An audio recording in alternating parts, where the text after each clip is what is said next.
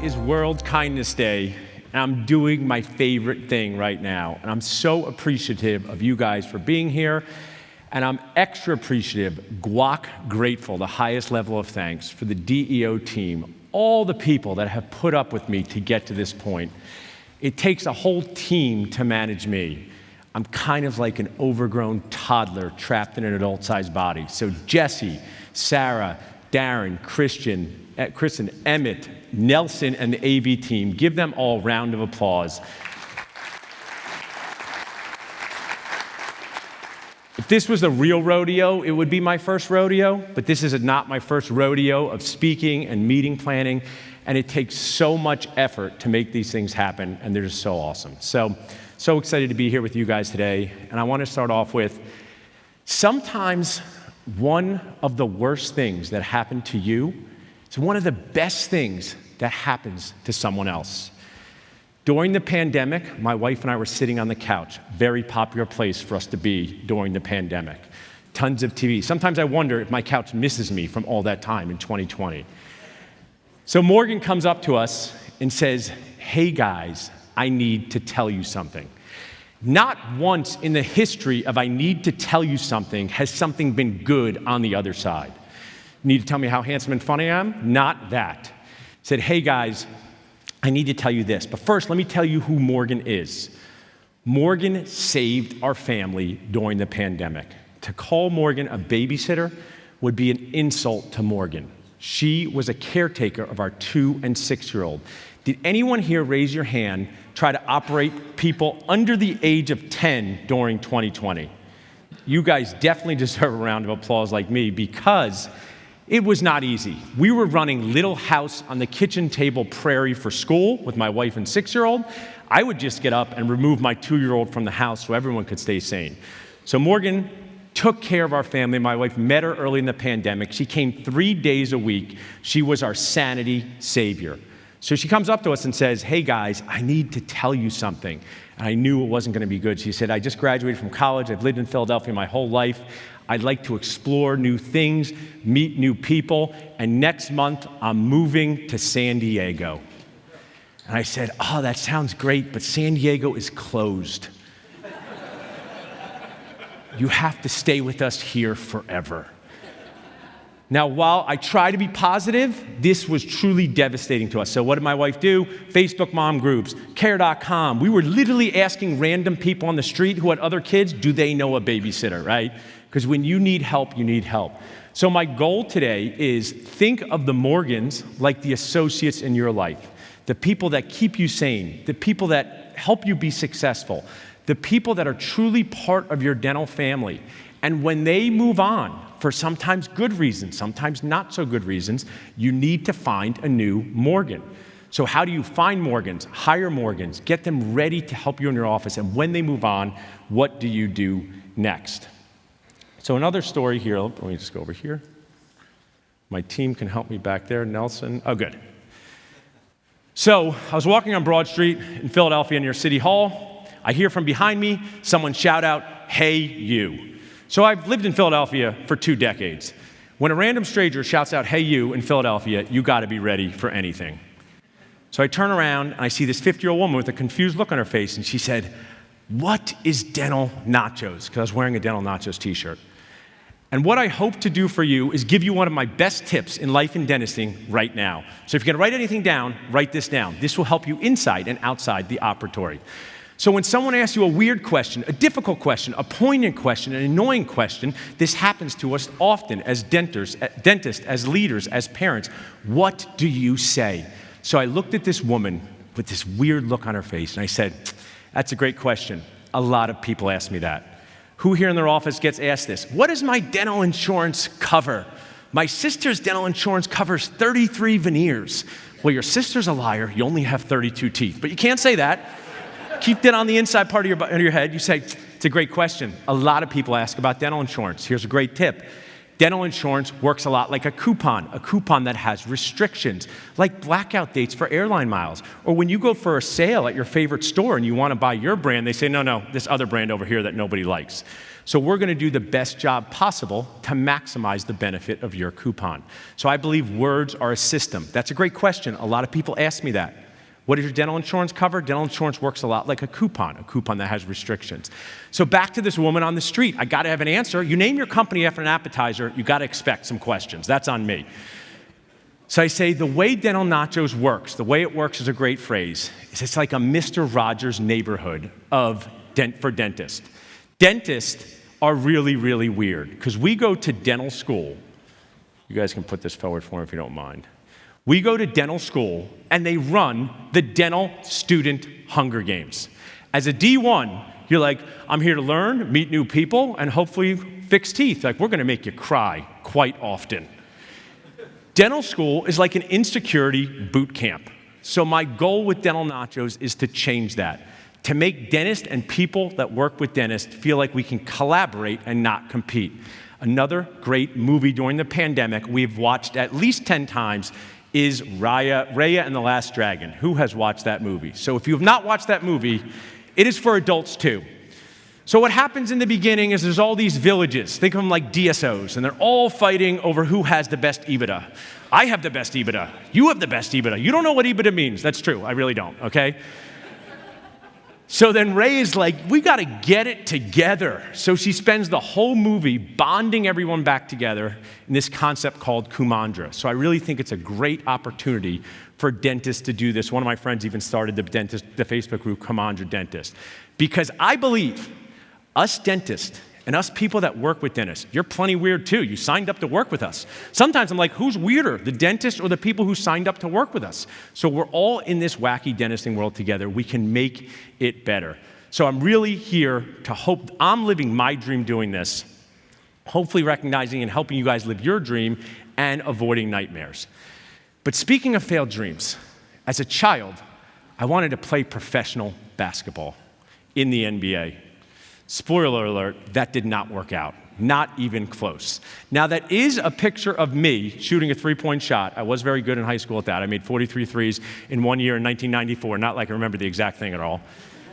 But my favorite player was Dr. J. But the person I wanted to be like was Maurice Cheeks, the point guard. Maurice Cheeks was a star in his own right, but he made everyone around him better through assists. That's his jersey. I wear it sometimes to remember my failed dreams. And what I want to do is to assist you, help you in winning.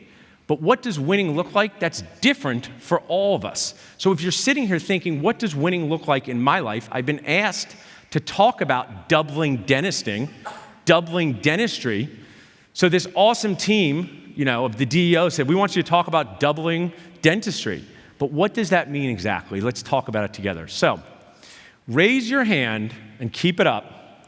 If you're a dentist, you work with dentists, you've thought about EBITDA today, a lot of people are going to get their hands up for that, or you're married to a dentist, our thoughts are with you, okay? So I want you to keep it up, and I want you to take this hand here, okay? Take your other hand and hit it together in what I call a selfie high five. I take a lot of selfies, so I've invented the selfie high five. Because how often you in your office, you do something good, nobody notices, nobody cares. Give yourself a selfie high five. That's what I start to do. We need it. People should care about us. So,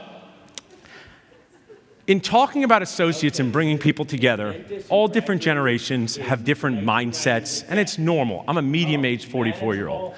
But in doing this, can you pause it 1 sec? Sorry, it's my fault. Okay, do that. Can we start from the beginning a sec? Sorry, perfect. So I'll give you a thumbs up. So people say to me, Paul, you know all these dentists. How bad is dental school debt? How bad is it, right? So I said, you know what? I'm going to make a video during the pandemic. I only own 2 of these kids. The other 3 are my nieces and nephews. So I will explain how bad dental school debt is through dad push-ups. Now you can play it with the volume. Go. Okay, this is a dentist who graduated in the 1990s with debt. Oh, it's manageable. A little tough, but manageable. All right, off 1990s debt. Next, 2000s debt in the purple. Oh, this is my generation. Not easy, but the cost to go to dental school, probably at the high end, $200,000. Okay, off. 2010 debt, green sweatshirt. Oh man, dental school pricing has gotten doubled, even though new grads are making the same. Dentist income is stagnant. Okay, 2020 debt. Everybody on here. Next. Good. Good. Drew, can you get on? Drew, get on the back. Get on the back. Okay. Hold on, Drew. There's 2021 debt. Oh, that's so tough. Thanks, guys. So 60 seconds, awesome, totally authentic. Thank you. I couldn't move them at the end. That's what it feels like to new associates. Now, doing Dental Nachos and having great resources and sponsors, I know there are awesome ways to manage this, but we have to recognize how this feels to new people in the industry. My dental school is 3 times as much. 15, 18 years later, nobody knows why. So what I thought was, what skills, actually I want to pause for a second. So I love talking, okay, I was voted most talkative, not a shocker. But I've created a handout for everyone. It's in the app. So anything we don't get to, it's right on the handout. If you want to reach out to me later, say something, that's great. So I've created this checklist for success. I love paper, so it's in the app for you guys to take home with you. I just wanted to say that. So, dental school charges all this money. They must teach new grads how to find a job. I mean, who would charge someone hundreds of thousands of dollars and teach them nothing about how to find a job? So I found the lecture on dental school, and I'll show it to you now. Here's the lecture on how to find a job after dental school. There it is. So in some ways, this is really toxic. And by some ways, I mean all the ways. So I get the opportunity to do high-level implant cases, which is awesome. Anybody who wants a high-level veneer case, I refer out to my awesome friend, Todd Fleischman. Imagine doing a $50,000 case for someone and go, how do I take care of it? Go, you can learn that on the streets. Ask your friends how to use a water pick. That wouldn't be responsible for us. So can we create win-wins, because there's so much emotional energy around what is happening? There's an example of associates who aren't so sure about the job they're being offered. Why are they not so sure? No one has ever told them how a job is supposed to look. Also, many people have not told practice owners how they're supposed to pay. So what if we just created a framework so people would have a deeper understanding? So I'm super honored to have my brother here in the audience to meet Jeff Goodman. He's a partner in my dental practice. Running a dental practice is like running a circus where the animals don't try to eat you, just slowly annoy you to death. So it's very difficult to do that, right? It's pretty much the feeling. The giraffe is complaining, the zebra gets off on July 4th. They always have off on July 4th, right? So I told you about Morgan, my babysitter.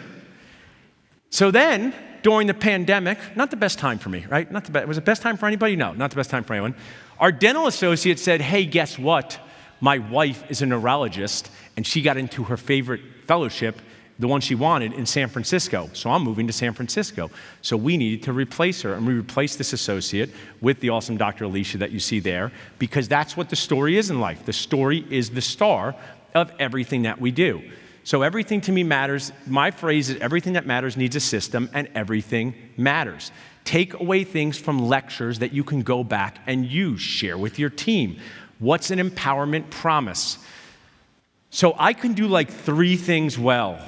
This, eat nachos, maybe that's it, my wife would say, right? I lose my AirPods when they're in my ears. I can't fix anything. I can't do directions, but I put a lot of work into this, what I'm doing here, over 15 years. Speaker training. The nicest thing someone will say to me after this is, that seems so natural. None of this is natural. You think somebody walks up here is like, I'm very natural, talking to 600 dentists in a room. I've put in a lot of training, and one of the things that I listen to, and I listened to this morning at 5:20 a.m., is How to Speak by Patrick Winston. How to Speak by Patrick Winston is a YouTube video. It has a few views, 4.7 million views. He's an MIT professor. If you listen to that video once per month, you will enhance the success of your life in all areas. Your family, your kids, your team.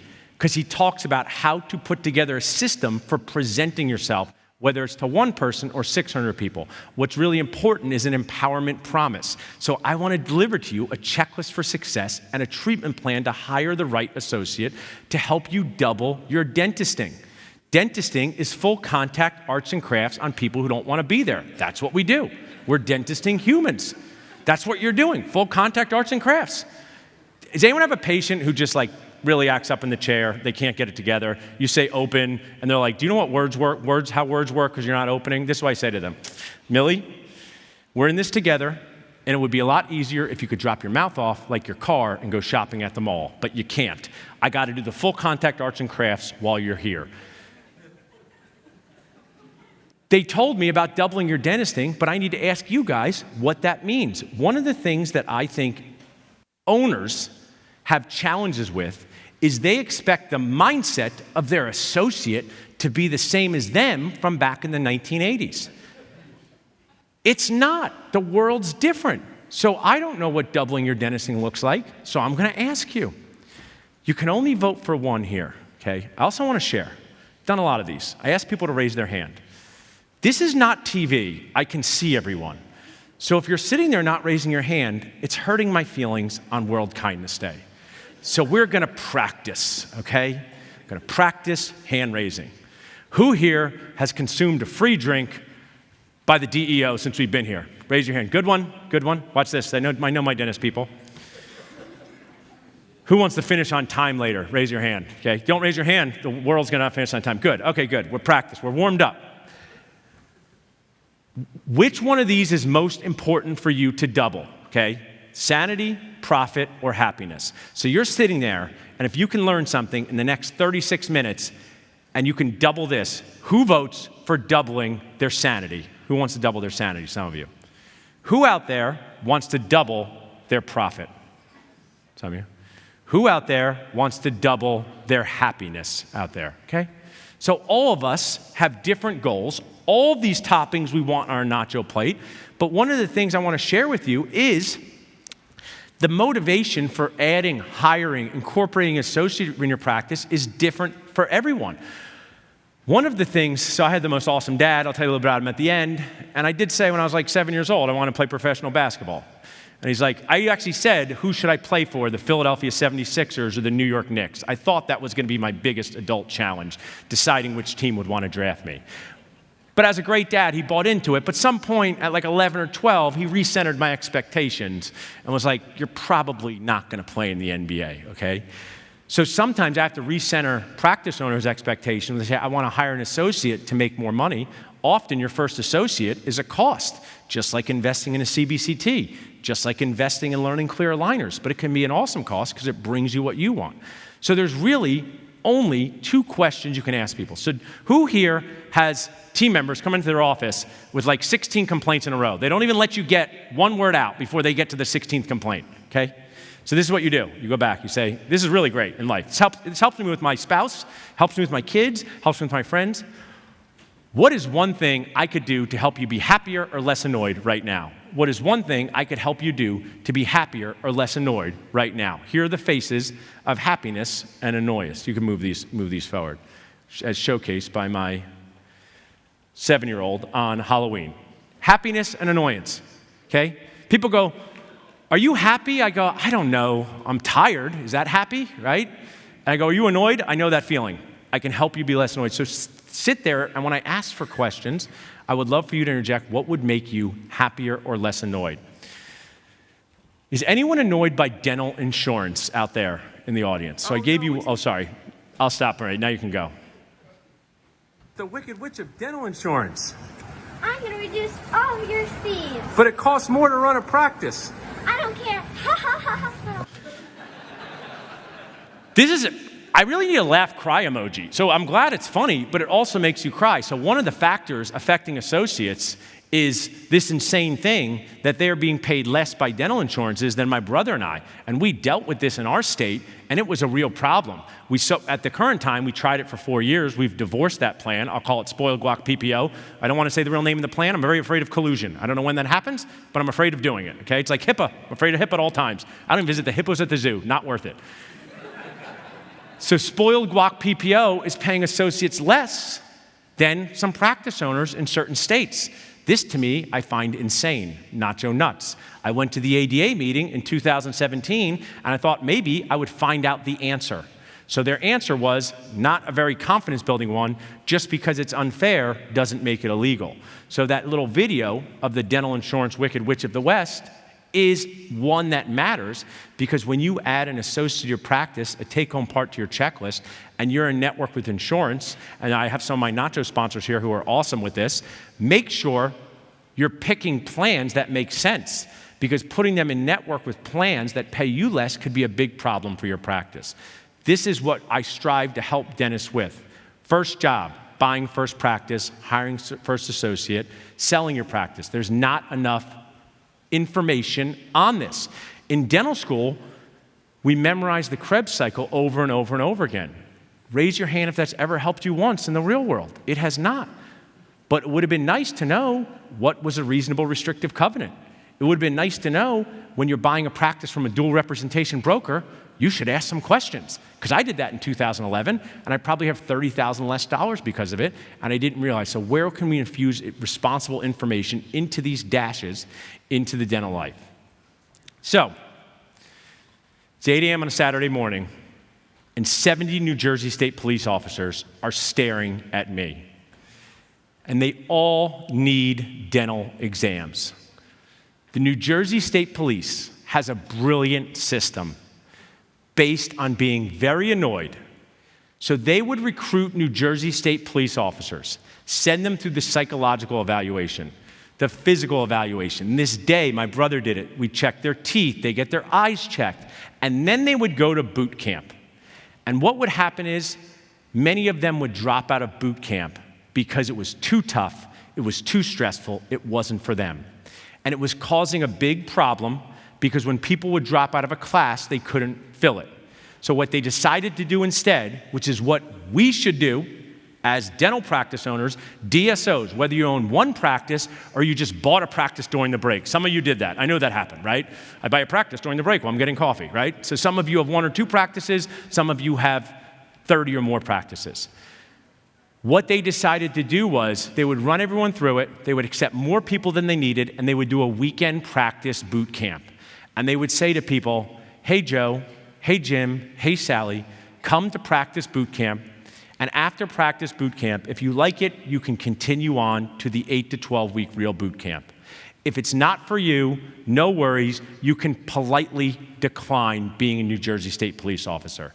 This to me is such a great system and tells me the power of what I want to tell you next, how to really maximize your effort, efficiency, and execution. Because sometimes you put in a lot of effort and you don't get any execution. So this is a 3-year-old child. It's my child, okay? I saw her in Philadelphia doing this, and I was like, what is she doing? I'm glad she has a helmet on, right? But I want to show you how dedicated I am to teaching people. Because I'm the dad.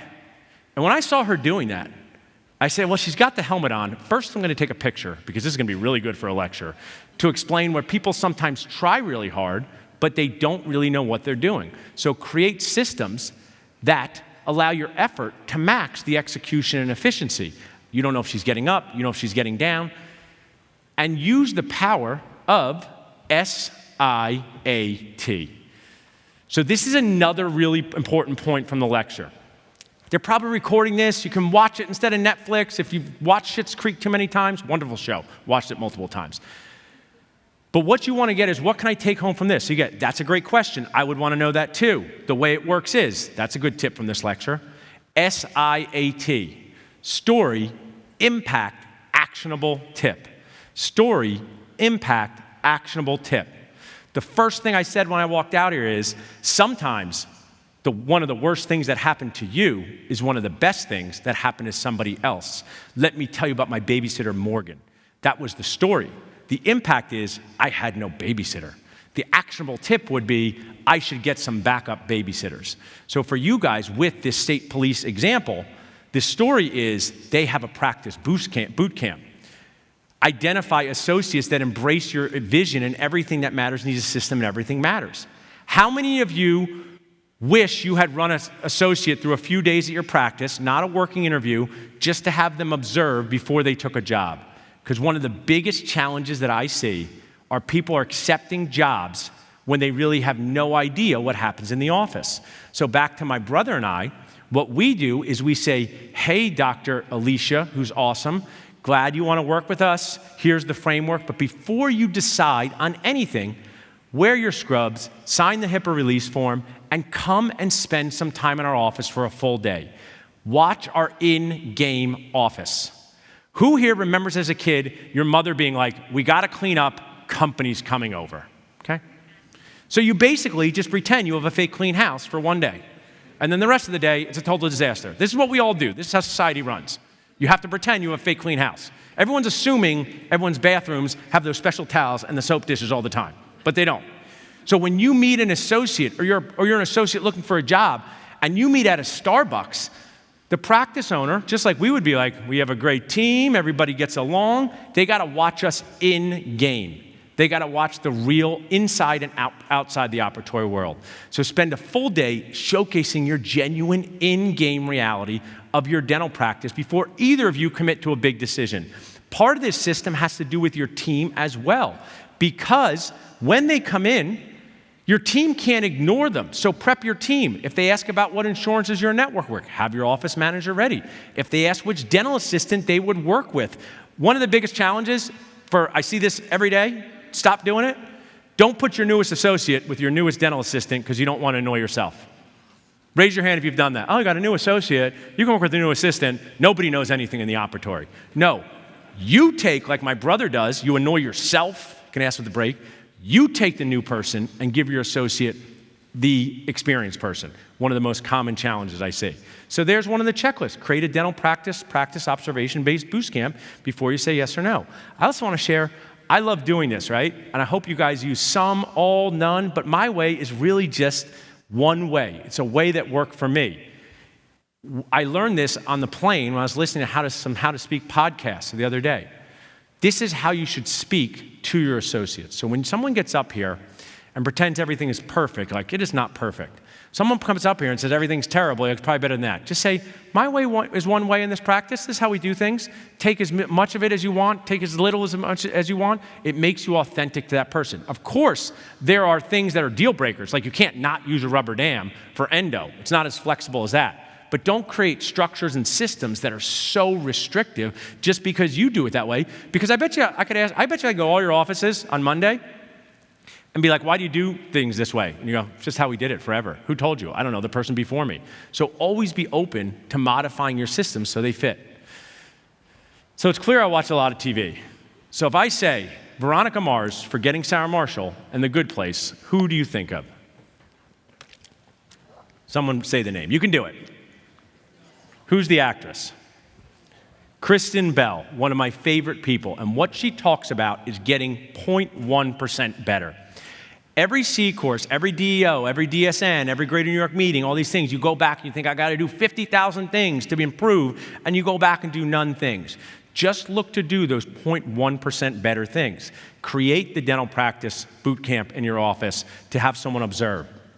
One of my favorite books she wrote, The World Needs More Purple People. It's a great book to get for kids. That's my daughter saying, you do you. Because everything that matters does need a system and everything matters. But also do you. Embrace your own uniqueness. This podcast with Jay Shetty and Kristen Bell is one of the best I've ever listened to. It'll make you a better person. It'll make you a better parent. It'll make you a better leader. So if you want to take a picture of that, feel free to do that.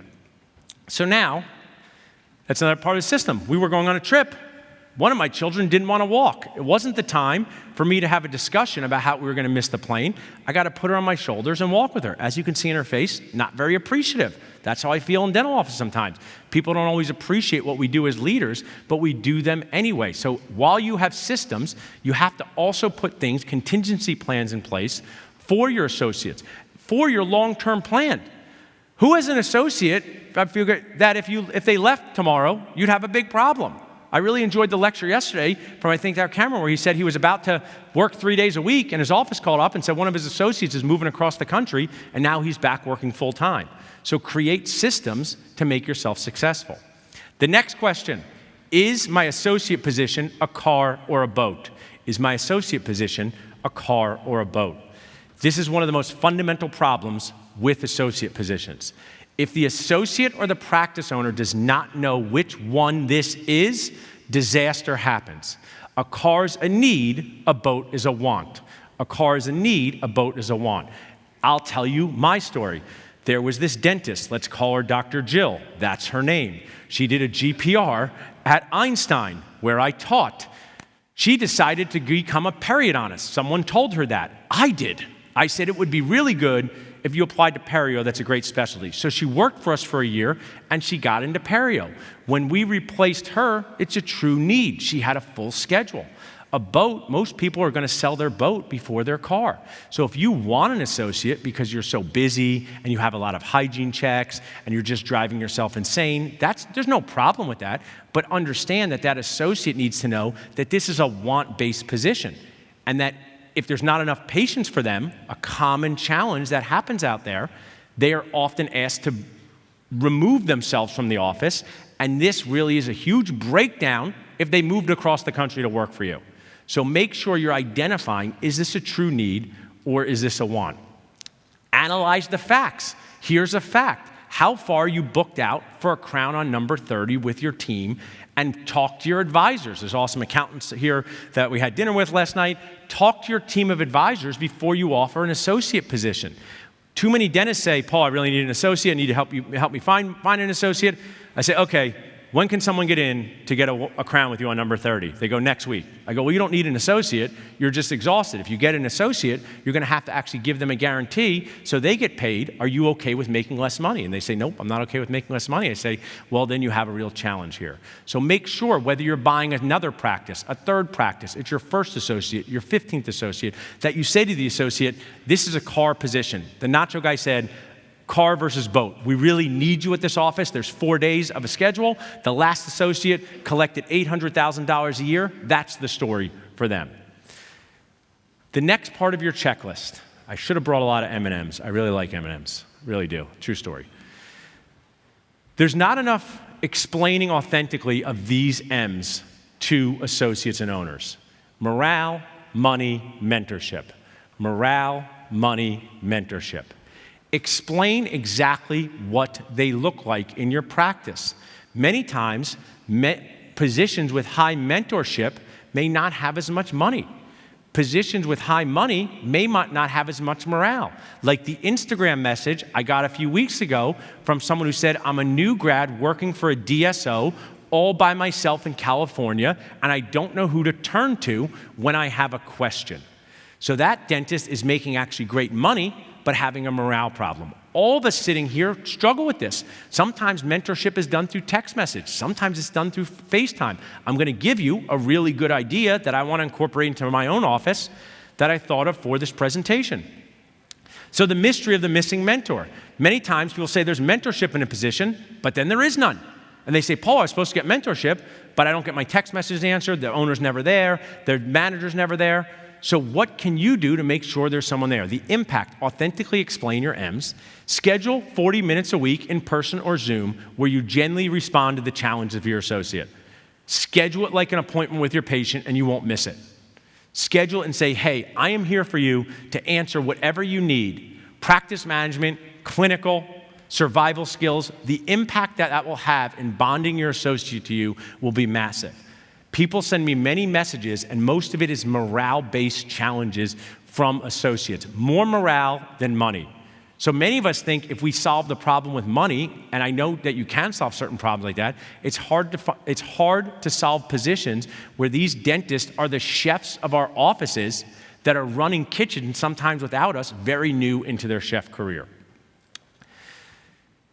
Next thing in our checklist, what procedures are you going to ask the associate to do? So make sure the procedures you ask the associates to do are in line with what they've been trained to do. The hope that a general dentist, that a new dentist that went to school during the pandemic is going to do all your molar root canal, don't want to burst your bubble, same chance as me going to the NBA. Not possible. They did one root canal. Some of them watch root canals. But if they're doing fundamental procedures, fillings, crowns, night guards, developing relationships, And then showcase your specialty toppings. Who here, this is authentic to me, who here would love to train their associates to place implants in their practice? Raise your hand. You would enjoy that. Who here would love to train their associates to do cosmetic dentistry and help them with that?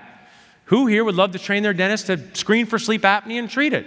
Some of you do that. So showcase those specialty toppings, but don't expect the schedule to be filled with stuff that either you don't want to do or is really beyond their skill level. It's another breakdown that I see in this process. So, who here is a huge fan of Hamilton? I'm a huge fan. I'm seeing it next week for like the third. I watched it like 30 times. We got to get it together. We forgot all about hand raising, okay? That percentage was terrible for Hamilton, okay? So, I'm going to ask again. Raise your hand if you're a huge fan of Hamilton, the play out there. Thank you for you guys. I appreciate it, okay?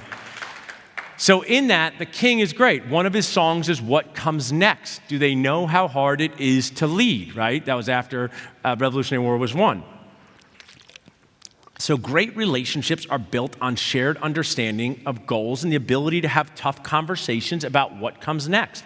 Everything that matters needs a system and everything matters. So these are the words. Many times I'll have a practice owner say, Paul, only connect me with associates that want to buy this practice. I go, that's not even a thing, right? Why don't you guys just meet each other and work together for a year? There's a chance you won't like them because you don't like many people because you're a dentist and you went to dental school and you need a lot of help liking people, okay? That's true. Then associates go, when can I buy in? I go, it's a 4-operatory practice in freaking King of Prussia. Is this where you want to live your whole life? The mall is great there, true story, but still. So everyone gets so dramatic about the buy-in. So just share the story. So don't say nothing. I say, hey, we're going to focus on an awesome first year. Our medium-range plan is maybe we could buy other practices together. That's authentic to me. There's not really an opportunity for our associates to buy into our practice at that time, but we would love to support you in your vision. One of the things I saw from Dr. Rickabine and all the other awesome DSO people was how much they were proud to say their associates own 2 or 3 other practices. Treat them like chefs. But don't be weird about it. Just say, oh, the medium-range plan is maybe buy other practices. The medium-range plan is to have you as the main person in this office. Talk about a buy-in treatment plan. But always know there could be shifts in strategy. So shifts in strategy, great phrase, write it down. We're going to change your position. We're going to cancel that implant appointment. No, very negative. We're going to shift strategies here. We're going to be open on Friday, we're not. I'm going to shift strategies. I thought someone would be ready to buy in, not for another 2 years. So shifts in strategies are a great way to talk about that. Also, I was talking with Eric, who's awesome, and I can't wait to see them later. Offering buy-ins could be a turnoff. Who here's offered a buy-in to someone and you knew it was the wrong thing because they never want to buy into a practice? That's cool. Why? Because people are married to very, very successful spouses. My amazing parents, they're not alive anymore, but they're amazing parents. My mom was a nutritionist. My dad was a dentist. In the 1970s, I don't think they're like, you're going to lead the family, Mary Ethel, with your nutrition salary. No, it was one choice, the dentist. But now there's so many creative opportunities for couples to be successful, and oftentimes the dentist buying into a practice ties people to the area. So leverage, maximize, get the value out of them contributing to the office. Every single one of our associates, whether they work with us for 1 year or 6 years, I'm glad that they contributed to our success. Don't make it too dramatic. Dentists tend to be very dramatic. The key, I wake up every day, I say to my wife, the key to success in life is me. She rolls her eyes so hard, she sprains them. No, I'm just joking. Not me. The key to success in life is managing expectations. If you say that to yourself over and over again, this is how you prevent WTF associateships. Why these fail. I am sad to get more messages about broken down associateships than successful ones. But I wish people shared more successful ones because dentists do not focus on success. We just don't. We got really distorted in dental school. I will explain this through dental implants. Dental implants are one of the most successful products we can sell to anyone. A dental implant, most of the time, lives in someone's mouth for decades. Most of the time, okay? What's most of the time? Over 90% of the time. We eat 1,000 meals a year. Great phrase. Next time you're checking a hygiene patient, just want to share we're bad people. We're very bad people. I'll say why. If your hygienist has you in and says, it's crown on number 5, has decay underneath it. When you go in there, Millie's crown, a number 5, has decay underneath it. What's the first thing you think? What's the first thing you think? Did I do it? Did I do it? Did I do it or some other terrible dentist, right? And then they go, oh, it's some other dentist. You go, I knew it. I knew it was a terrible guy. Then they go, oh, sorry, I read the notes wrong. It was you, right? Well, you didn't floss, Millie, right? You didn't floss. So you eat 1,000 meals a year. When something tomorrow, on Monday, oh, that lasted 9 years. That's 9,000 meals. Good job. Be more positive. Less dentistry. Dentists love to talk about peri-implantitis. I type on dental nachos. Implants are really great. They're patient-centered, they're profitable, they're rewarding, and someone goes, but one time I saw peri-implantitis. How many times? How many times do you ever see this? And when you see it, just fix it. But we focus on the negative. So why these fail? Mismanaged expectations. I believe my brother and I offer, we have 10 dentists that have worked with us at least, from surgical prosthodontist to periodontist to endodontist to sleep apnea-focused dentist to general dentist to a GP that just does oral surgery. Every single one of them get a guaranteed salary with bonus incentives for their entire life of their associateship. I want them to know when they come in, they're definitely going to be paid guaranteed salary with bonus incentives. It's not a draw. In an easy way, if you're here hiring your first associate, to some of you, you've hired 50 associates. If I say, I'm going to pay you $150,000 a year NMW no matter what, but we're going to put that up against 33% of net collections. So if your net collections are $600,000, that's $200,000. We've paid you $150,000, so on the last day of the year, we're going to give you a check for $50,000. That's the easiest way to explain it. It's not how we pay it. We pay it throughout the year. That, to me, shows that you value their time. I see that dentists who do I know there's a lot of phrases, eat what you kill, what are we, hunting class 3s? And I want to share, I posted this on Twitter this morning. That's true. They say, eat what you kill. It's like, well, how dramatic can we possibly get? I'm hunting a night guard, right? So some dentists go, but my associate's going to get lazy. I say, if your associate gets lazy because they have a guarantee, you need to learn how to hire and inspire better. It's as simple as that. That has never happened to us one time. We've never asked our associate to help us with a procedure, treatment plan, and patient. Oh no, we have our $600 a day, right? That's not how it works. It's just a safety net for them. So I'm going to finish with Fight Club here in a minute and take some questions. I want to leave time for that. So what does finishing with Fight Club mean? Finish with Fight Club is one of my favorite movies, okay? If you don't know the ending, I might spoil it. It's been 2 decades, a decade, okay? You only have like a decade. People are like, you can't tell the ending of The Sixth Sense. Yes, you can, right? People have a certain time to get with these things, right? It's not fair. They're crazy, not you. So at the end of your associate interview, or maybe buy-in thing, just share the first rule about Associate Fight Club is share why you would work for yourself if you were in this position with the awesome parts and annoying parts. But awesome parts and annoying part. If I was in your fig scrubs, which we didn't have back in 2002, what were our scrubs like? They were cardboard, shapeless cardboard, okay? That's what I wore to dental school. Fig scrubs, I should have worn them up here. They're very comfortable, okay? If you don't wear fig scrubs, I want to tell you, they're worth it. Figs isn't even a sponsor. Maybe they will be one day. But you're worth fig scrubs, okay? Don't wear the cardboard scrubs. When we were replacing this associate who went to San Francisco, I said authentically to Dr. A, there's going to be a high level of mentorship at this practice. You're going to be on a team with a bunch of dentists that you can count on. There's going to be a medium level of money. This is definitely not going to be an associate position where you're going to make $250,000 a year. And we strive to have high morale, but I don't know if you've noticed, there's been a pandemic, and we've struggled to get long-term team members. And that's what we tell her before she takes the position, so she can know, hey, this is what I'm expecting. Managing expectations. Sharing on social media, also very important. Sharing your story. You will connect with associates, and patients will see your awesomeness for free. Here's an example of our Instagram account. It doesn't have a gazillion followers, but I put this story on the plane. I put this story on to show you guys today. 81 people looked at that story of our associate. That means 81 patients, 81 people. It's an easy way to showcase what you do. These are our reviews. Swell's an awesome sponsor. They're here. I love Swell. Swell's like my grandmother. It's always saying nice things about me.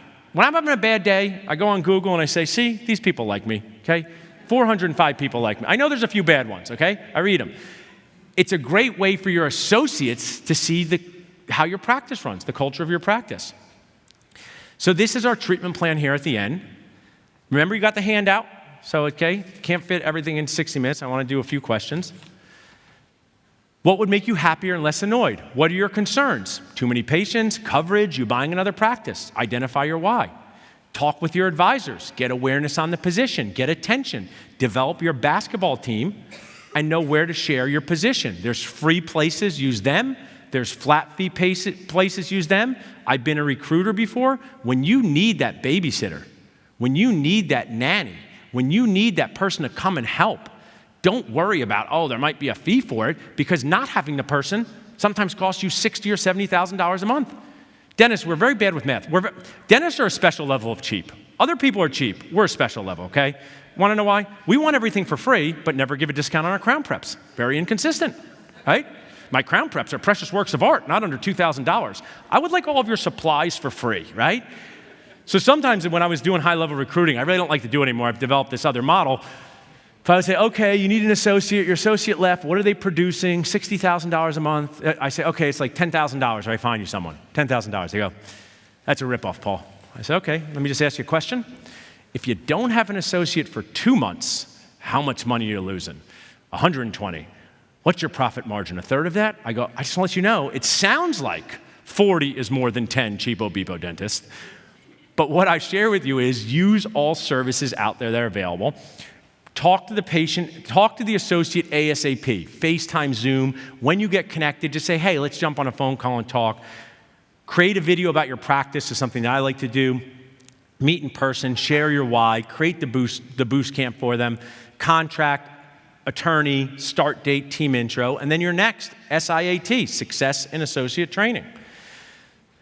So RTTs remember these things. So I really appreciate your attention. I will have time for some questions. But I want to leave you with remembering these things, okay? Everything that matters needs a system, and everything matters. Use a checklist for success to find the right fit for you. Don't let anyone judge your fit. You want a boat associate because you don't want to check too many hygiene patients, and you make $500,000 a year, and you're happy to make $400,000 and have an associate? You deserve it. Don't let anyone judge that for you. Dental practices are people places, not pizza places, and we need chefs that care.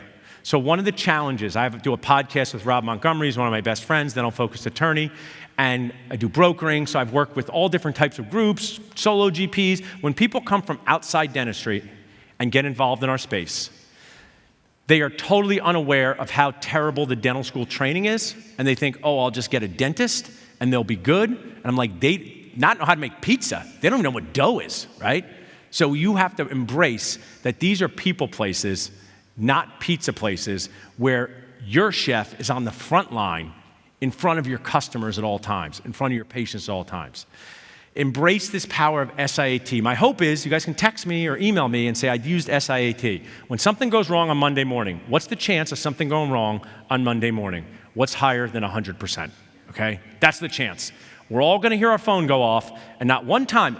6 a.m. texts, also never good. I need to tell you something, never good. 6 a.m. text, also never good.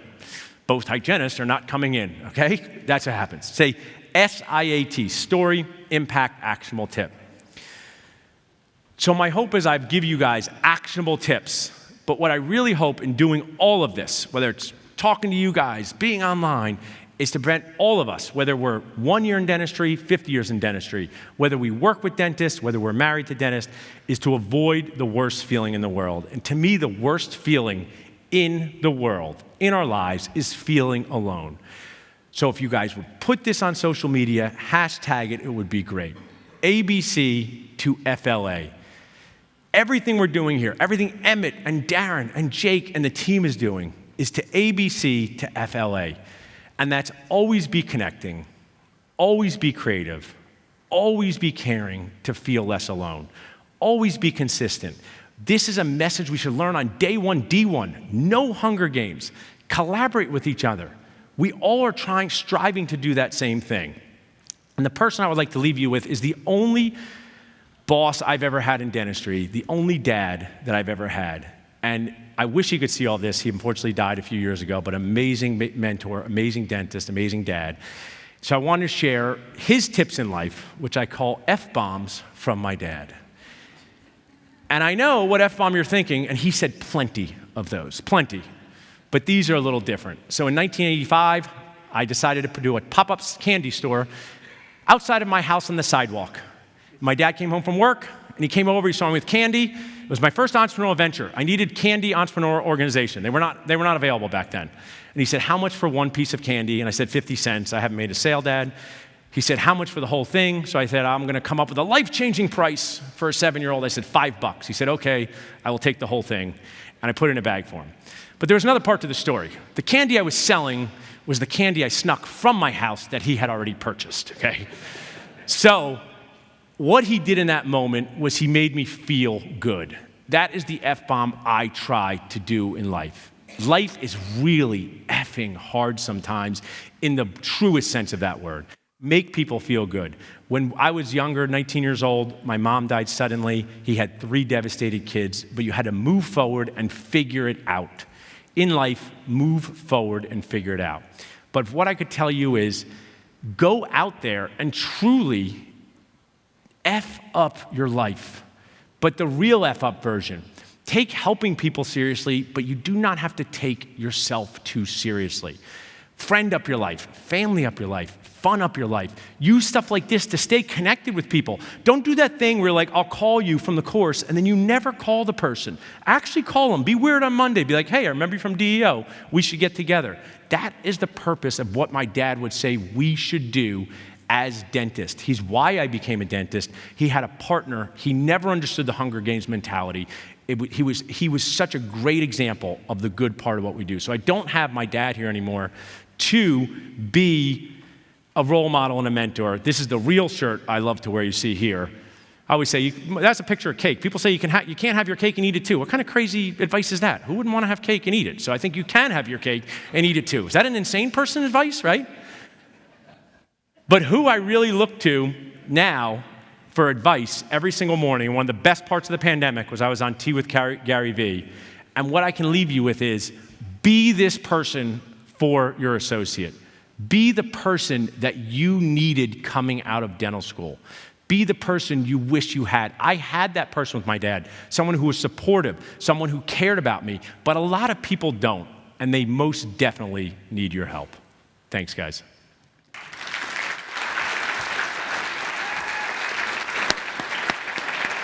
Thanks, Emmett. Awesome, brother. Appreciate it. That was so awesome. I know I only have a couple minutes, but I'm glad to take a question or two. You're fine. Okay, we'll do one question, and then I do just want to do a quick shout out. Go to Dental Nachos. Thanks, Emmett. I appreciate it. Dental Nachos on Facebook. You get more of this great guy and those great videos, and he did not disappoint, right? It's awesome. Appreciate All right, we'll take one question. Yeah, right back there. We'll take that one. Thank you so much for this. This was amazing. Sure. I kind of had a two-part question. Number one, I don't know how it is in other states, but in Chicago, we're not allowed to recruit on dental campuses. Like, they just don't allow us, which is, I find kind of odd. To your point, students come laden with debt and they don't know how to get a job. So question number one is, a lot of these students, they just basically just say, hey, I need a job, I'm just gonna join Heartland and call it a day. So question is, like, how do you, any advice to get known on campuses? And then number two advice, like, what have you seen as like the best model to pay associates? Is it getting them to have part of the EBITDA? Is it just paying a really good questions, two of those. So basically, dental schools are like Game of Thrones. They guard them with dragons, like the Lannisters. I have so many thoughts on how toxic that is and how that's really bad. They should present a story where they show the whole picture. I've tried to get, some dental schools love me, some don't love me. I don't focus too much on that. I really focus on sharing my story on social media. So creating your office Instagram account, going into Facebook groups and authentically sharing value like Emmett talked about. Don't go into Facebook groups and just post when you need something. I need an associate. Go in there and share your true story. Hey, I'm a practice owner. I bought a practice 5 years ago. Some of the good parts have been this, some of the struggles this, and all of these dentists who are looking for jobs, use social media instead of the dental school. That's one advice. Also connect with GPRs and AGDs. They're usually much more friendly than letting people in. The best payment model, I think, so remember my push-up video. If you had $700,000 in debt, even if someone could tell you, I pay, repay, it's gonna work out, emotionally, that would be distressful. So I think a guaranteed salary with bonus incentives. Hey, we're going to pay you $600 a day no matter what, but there's an opportunity to make up to $1,000 a day. But we know early on you have to develop relationships. You don't know the patients as well, so we want to make sure you feel totally respected. So I think like 33% of net collections is a good model with a strong guaranteed salary. And that acts like a safety net. Could be $125,000 a year. I will share, I do a program that helps people find associates. This is not a shocker. The more people pay, the more interest you get from the people. I don't know if you guys, if I'm a wizard up here, but if you have a position that's hard to fill and you increase the amount you're going to pay as a safety net, you will often get more attention on that position. So really good question. Thanks so much. Awesome. Thank you so much, Thanks, Bob. thanks Really guys. Appreciate it.